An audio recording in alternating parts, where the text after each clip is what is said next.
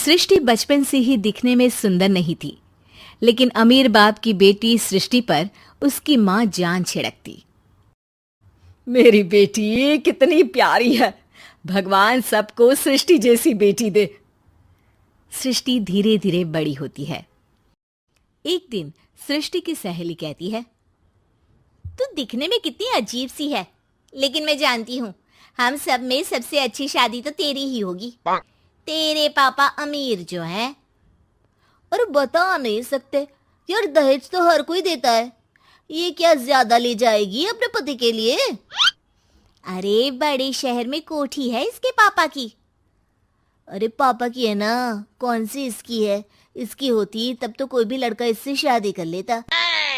अरे पापा की मतलब पापा की है तो मेरी ही है ना? किसने कहा? अब तेरी तो तब होगी ना जब तेरा भाई ना हो। वैसे भी शादी के बाद सारी प्रॉपर्टी भाई के नाम होती है। सृष्टि समझ जाती है कि उसे किसी भी हालत में माँ बाप की सारी प्रॉपर्टी को अपने नाम करना है, लेकिन कैसे? एक दिन सृष्टि का भाई शीनू कहता है, बहन क्या कर रही है? तुझसे एक बात करनी है। अरे हाँ हाँ करना, मैं तो तेरी बहन हूँ। बहन मेरी लाइफ में ना एक लड़की है, बहुत अच्छी है। मैं सोच रहा हूँ माँ और पापा से बात करूँ शादी के लिए। सृष्टि को समझ में आ जाता है कि भाई की शादी होते ही भाभी उसे एक दिन भी घर में बर्दाश्त नहीं करेगी।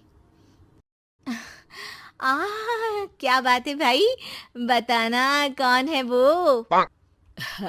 यार वो बहुत अच्छी लड़की है, पढ़ी लिखी है, मेरे साथ जॉब भी करती है। बस एक प्रॉब्लम है। प्रॉब्लम? क्या प्रॉब्लम है भाई?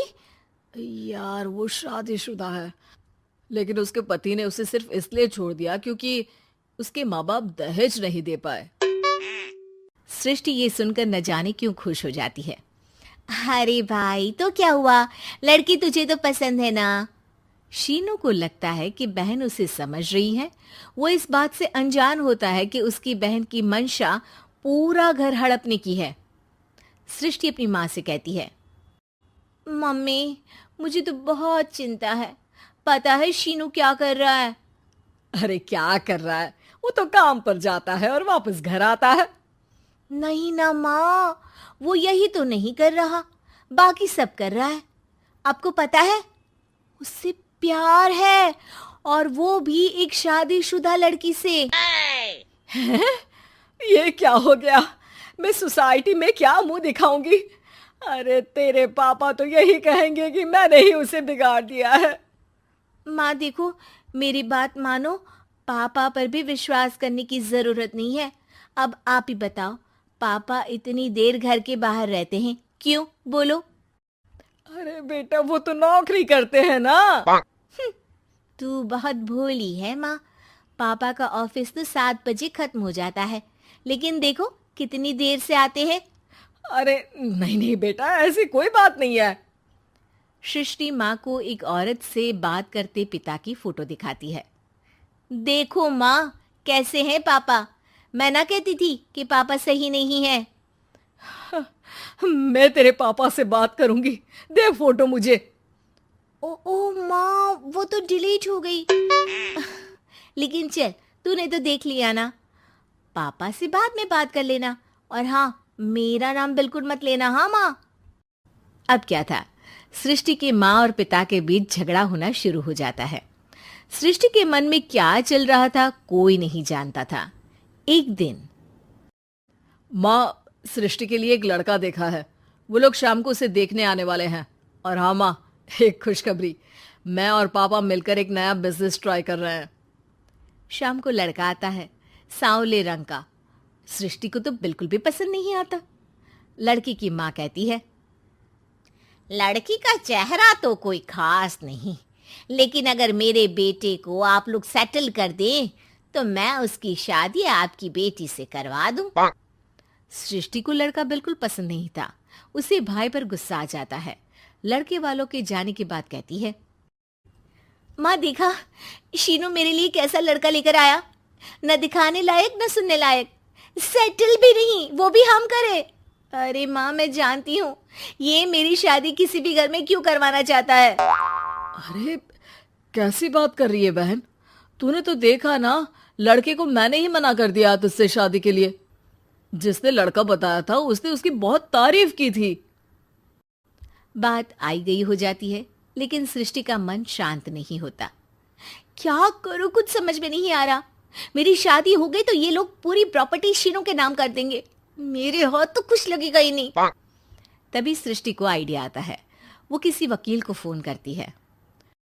जी देखिए, अगर आपके मम्मी पापा का तलाक हो जाता है तो आपके पिता की आधी प्रॉपर्टी आपकी माँ के नाम हो जाएगी, फिर उसे वो किसी को भी दे सकती है। सृष्टि अब माँ को बेटे के खिलाफ भरती है। माँ, शीनू पर नजर रखा करो, वो जिस लड़की के प्यार में है ना वो शादीशुदा है।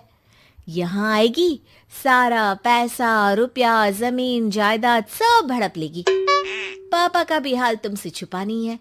ऐसा ना हो कि मैं और आप एक दिन सड़क पर भीख मांगे।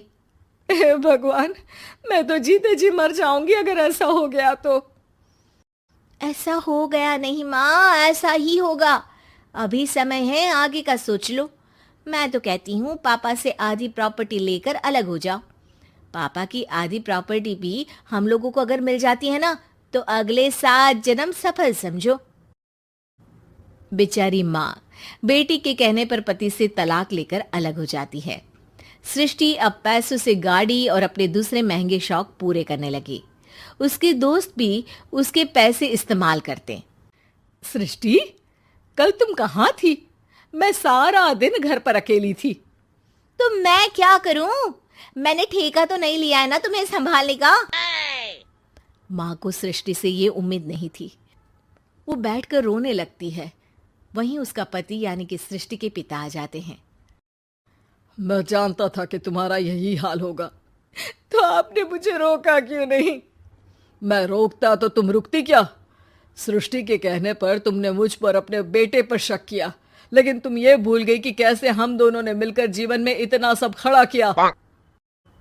माँ पति के गले लग जाती है। मुझे माफ कर दीजिए, मैंने आपकी कमाई का एक बड़ा हिस्सा गवा दिया। कोई बात नहीं, तुम साथ हो तो मैं ऐसी 7 प्रॉपर्टी खड़ी कर दूंगा। तभी वहां सृष्टि आ जाती है रोते हुए। माँ, मयंक ने मुझे छोड़ दिया। वो बोल रहा था जब तक मेरे पास पैसे थे तब तक ही वो मेरे साथ था। पापा, माँ, मुझे माफ कर दीजिए।